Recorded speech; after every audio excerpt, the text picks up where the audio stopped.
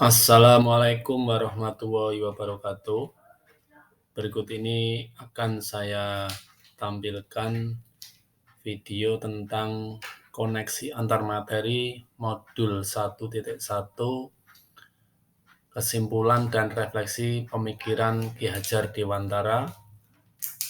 Perkenalkan, nama saya Muhammad Huda, calon guru penggerak Angkatan 6 Kabupaten Batang. Sebelum saya membuat kesimpulan dan refleksi dari pemikiran Ki Hajar Dewantara, ada 3 pertanyaan pemantik yang nanti akan kami jawab. Yang pertama adalah, apa yang Anda percaya tentang murid dan pembelajaran di kelas sebelum Anda mempelajari modul ini? Yang kedua, apa yang berubah dari pemikiran atau perilaku Anda setelah mempelajari modul ini? Dan yang ketiga adalah, apa yang dapat segera Anda terapkan lebih baik agar kelas Anda mencerminkan pemikiran KHD. Baik, akan saya mulai dari pertanyaan yang pertama. Jadi, apa yang Anda percaya tentang murid dan pembelajaran di kelas sebelum Anda mempelajari modul ini, yaitu modul tentang pemikiran pendidikan nasional menurut Ki Hajar Dewantara. Jadi sebelum saya mengenal modul 1.1 tersebut, dalam mengajar di kelas, saya lebih menerapkan pembelajaran sebagai guru itu sebagai pusat pembelajaran. Jadi maksudnya bahwa guru itu terlalu menjadi pusat informasi bagi murid, yang mana guru memberikan beberapa materi, memberikan contoh, mengajak murid belajar, namun semua informasi itu masih berasal dari guru, sehingga murid kurang diberi kepercayaan untuk belajar mandiri, untuk menggali informasi secara mandiri. Yang kedua, guru kurang memperhatikan karakteristik murid. Jadi pembelajaran itu masih homogen, artinya semua murid diperlakukan sama, baik murid yang pintar, yang kurang mampu, maupun yang mungkin tidak bisa mengikuti materi tersebut. Guru itu menerapkan pola yang sama dalam belajar.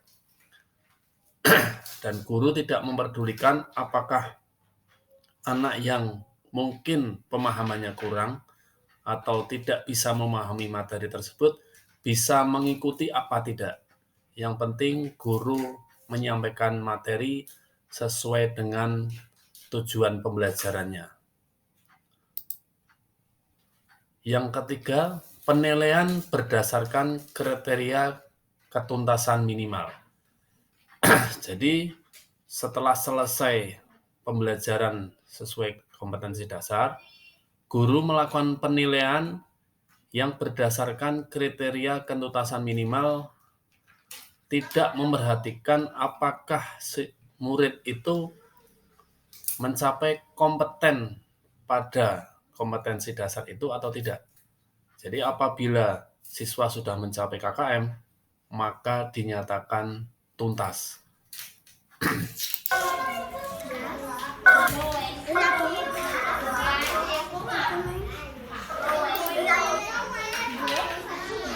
Yang keempat adalah suasana pembelajaran yang tertib, disiplin, dan kondusif adalah titik fokus saya. Jadi dalam pembelajaran saya menuntut agar siswa itu tertib, disiplin, dan kondusif. Arti mungkin mengikuti pelajaran dengan tenang gitu ya, memperhatikan gurunya. Itu titik fokus saya. Apabila pembelajaran belum mencerminkan suasana yang tertib, disiplin, dan kondusif, itu guru belum mau melanjutkan pembelajaran atau berhenti sampai menunggu murid itu tercipta suasana yang tertib, disiplin, dan kondusif. Berikutnya, berfokus pada pemenuhan kompetensi dasar yang terdapat pada kurikulum. Jadi pada kurikulum itu, khususnya kurikulum 2013 yang kemarin kami lakukan, terdapat banyak sekali kompetensi-kompetensi dasar yang harus diajarkan kepada murid. Dari banyaknya kompetensi dasar tersebut, guru terpacu atau memberikan materi yang begitu banyak dengan acuan bahwa semakin banyak kompetensi dasar yang disampaikan, berarti guru itu semakin berhasil. Tidak pernah memerhatikan apakah siswa itu tuntas atau kompeten pada satu kompetensi dasar atau belum. Jadi belum diketahui apakah siswa itu kompeten atau belum, sudah dilanjutkan pada kompetensi dasar berikutnya. Kemudian pertanyaan yang kedua, apa yang berubah dari pemikiran atau perilaku Anda setelah mempelajari modul ini? Jadi tadi setelah pertanyaan pertama, pembelajaran yang saya lakukan dan penilaian saya terhadap murid sebelum saya mempelajari modul tentang pemikiran Ki Hajar Dewantoro. Setelah mempelajari pemikiran Ki Hajar Dewantoro dan memahaminya, saya berubah. Yang pertama, saya menuntun dan mengembangkan minat dan bakat murid sesuai kodratnya. Jadi, apa yang menjadi kesulitan murid, apa yang menjadi motivasi, minatnya, bakatnya, itu saya tuntun. Saya gali sehingga murid tersebut bisa mengeluarkan bakatnya secara penuh. Saya tidak terlalu mengejar harus langsung bisa, tapi pelan-pelan dituntun. Kemudian yang kedua, pembelajaran berpusat pada murid. Jadi satu persatu murid kita dekati, satu persatu murid kita tanya, kita dalami apakah sudah menguasai kompetensi atau materi yang kita sampaikan apa belum. Apabila belum, kita tanyakan apa kesulitannya, apa yang menjadi kendala, sehingga pembelajaran kita itu berpusat pada murid, bukan mengejar kompetensi dasar, tapi kita tanyakan seberapa jauh murid itu menguasai materi yang kita sampaikan. Berikutnya, pendidikan harus menyenangkan dan memerdekakan murid. Jadi suasana murid ketika mengikuti pembelajaran itu harus senang. Tidak boleh merasa tertekan, merasa tertindas, merasa takut. Kita harus selalu menciptakan suasana yang menyenangkan, menarik, bahkan siswa itu merdeka mau belajar dengan cara apa. Misalnya dia bisa belajar kalau dia itu sambil mendengarkan musik, ya monggo, enggak apa-apa. Atau dia bisa belajar konsentrasi kalau sambil ngobrol dengan temannya, ya monggo, tidak apa-apa. Asalkan suaranya tidak terlalu mengganggu teman yang lain. Artinya model-model dia belajar, mari kita fasilitasi asalkan pembelajaran bisa menyenangkan dan dia bisa memperoleh pengalaman belajar yang baik. Berikutnya, penilaian berbasis kompetensi. Jadi setiap KD yang kita sampaikan, kita lihat penilaian, kita lihat kemampuannya, apakah siswa tersebut sudah menguasai, apa belum. Kalau belum kompeten, ya tidak kita lanjutkan ke KD berikutnya. Kita lakukan remedial, sampai benar-benar siswa tersebut atau murid tersebut kompeten. Kemudian pendidik memposisikan diri sebagai pamong dan orang tua.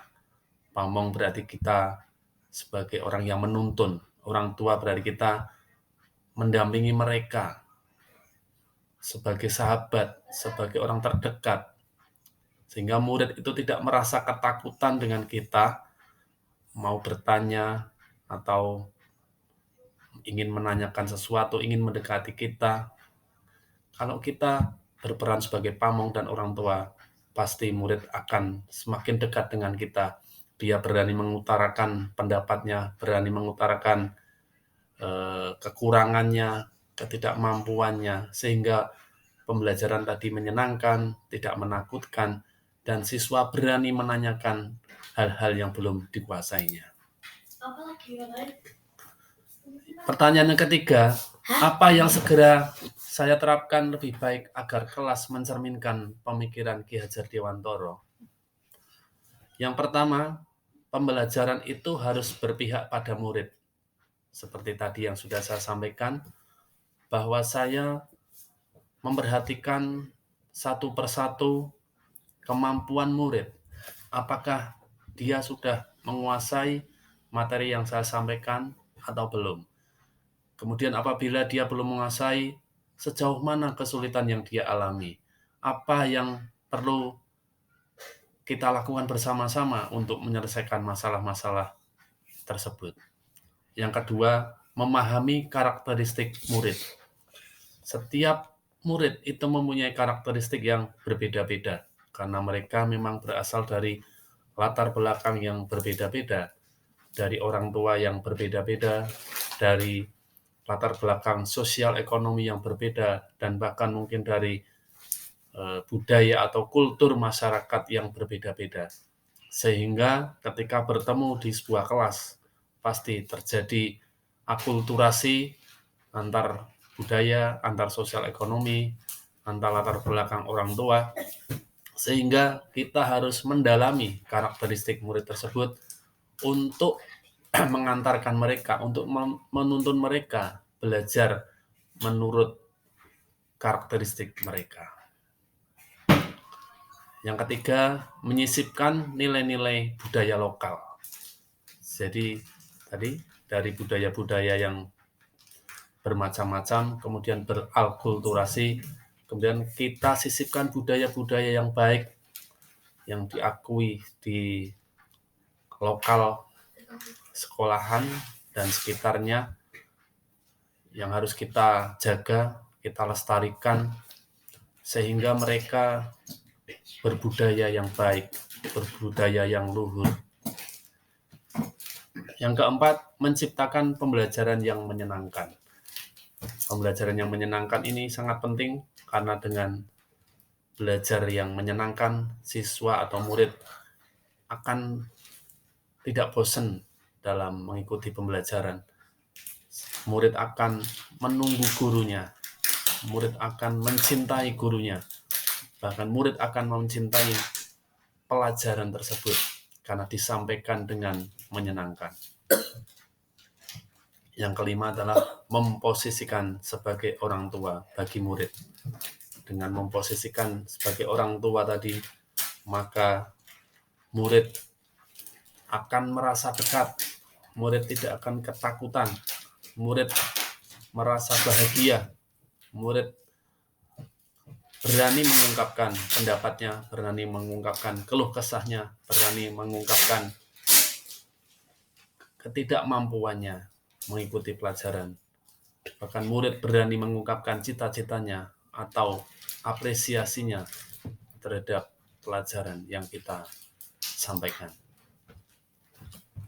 Demikian tadi refleksi dan kesimpulan atas pemikiran Ki Hajar Dewantara. Semoga bisa bermanfaat. Dari saya sekian. Assalamualaikum warahmatullahi wabarakatuh.